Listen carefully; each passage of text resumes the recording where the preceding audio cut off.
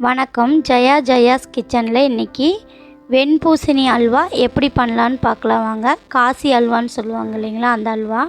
இப்போ பாருங்கள், செடியில் ஒரு காய் இருக்குது. அதை நம்ம கட் பண்ணி எடுத்துக்கலாம்.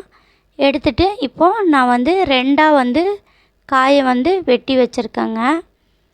பாருங்கள், நம்ம ரெண்டாக காய் வெட்டி எடுத்துக்கிட்டோம். இப்போ இதில் இந்த பூசணி விதைகள் நிறைய ரெசிபிஸுக்கெல்லாம் யூஸ் ஆகும். நீங்கள் இதை எடுத்து வெயிலில் காய வச்சுக்கோங்க.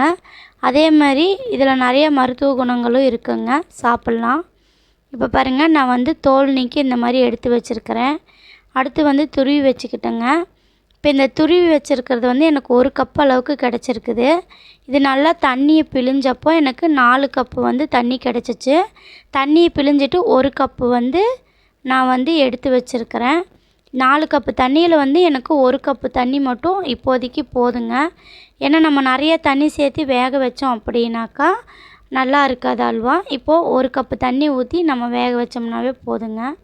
இப்போ பாருங்கள், ஒரு வாணலி நான் எடுத்திருக்கேன். அதில் 2 டீஸ்பூன் அளவுக்கு நான் நெய் சேர்த்திருக்கிறேன்.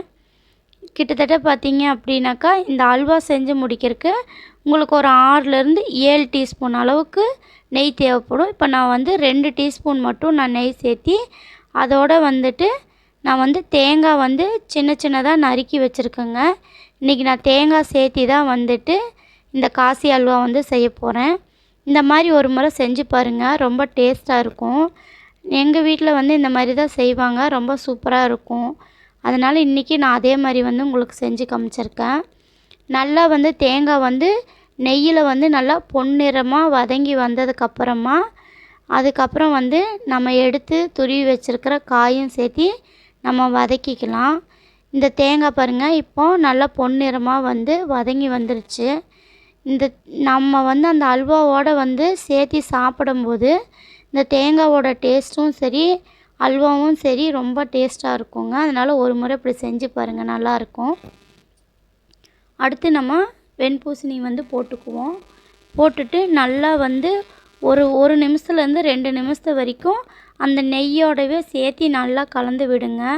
நீங்கள் திரும்ப நெய் ஊற்ற தேவையில்லை. நம்ம ஆல்ரெடி ஊற்றின நெய்யே போதும். தேங்காய் வதக்கறக்கு ஊற்றினோம்ல, அதே போதுங்க.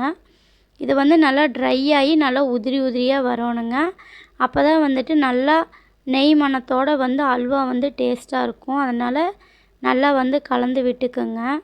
கிட்டத்தட்ட இப்போ ஒரு நிமிஷம் ஆகிருக்குதுங்க. இன்னும் ஒரு நிமிஷத்துக்கு நீங்கள் கலந்து விட்டீங்க அப்படின்னாக்கா நல்லாவே ட்ரை ஆகி வந்துடும்.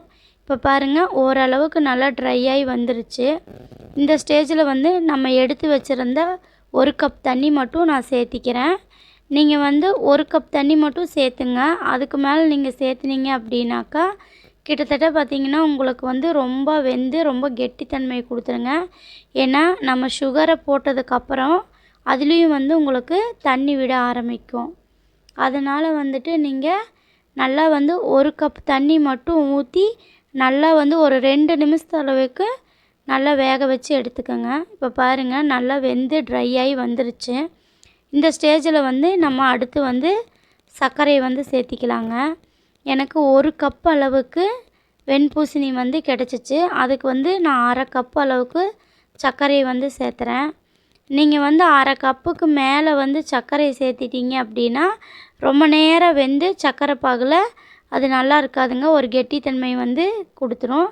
அதனால் 1 கப்பு பூசணிக்காய் துருவி எடுத்திங்கன்னா 1/2 கப்பு சர்க்கரை சேர்த்துங்க. உங்களுக்கு கரெக்டாக இருக்கும். அந்த சுகரோட ஸ்வீட்டு எல்லாமே நல்லாவே இருக்குங்க. இப்போ சேர்த்தி நீங்கள் நல்லா கலந்து விடுங்க. இப்போ பாருங்கள், ஓரளவுக்கு நீங்கள் கலந்து விட்டிங்கனாவே அது நல்லா தண்ணி விட ஆரம்பிச்சிரும். ஒரு மாதிரி லிக்விட் பதத்துக்கு ஆரம்பிச்சிருங்க. ஒன்றும் பிரச்சனை இல்லை. அதை நீங்கள் ஒரு 2 நிமிஷத்து வரைக்கும் நீங்கள் திரும்பவும் கலந்து விட்டீங்க அப்படின்னா அந்த லிக்விட் தன்மையிலேருந்து கெட்டித்தன்மைக்கு மாறிக்கும். இப்போ பாருங்கள், நல்லா தண்ணியாக ஆயிடுச்சு. ஒரு நிமிஷம் 2 நிமிஷம் நீங்கள் கலந்து விடுங்க, நல்லா கெட்டியாகி வந்துடும். இப்போ பாருங்கள், கெட்டியாகி வந்துருச்சு. அடுத்து அதில் நான் மறுபடியும் ஒரு 2 டீஸ்பூன் அளவுக்கு நெய் சேர்த்திருக்கேன்.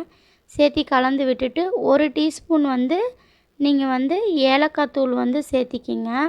நெய் இன்னுமே ஒரு 2 டைம் நான் சேர்த்தி தான் கலந்து விட்டுருக்கேன். அதுக்கப்புறம் தான் இப்போ பாருங்கள் ஏலக்காய் தூள் வந்து 1 டீஸ்பூன் வந்து நீங்கள் சேர்த்தி நல்லா கலந்து விட்டுக்கோங்க. இது நல்லா கலந்து வந்த உடனே நீங்கள் வந்து எடுத்து வச்சுருக்கிற தேங்காவும் சேர்த்தி கலந்து எடுத்துட்டிங்கன்னா உங்களுக்கு அல்வா ரெடி ஆயிருங்க. இந்த சேனல் பிடிச்சிருந்தா சப்ஸ்கிரைப் பண்ணுங்கள், லைக் பண்ணுங்கள், ஷேர் பண்ணுங்கள்.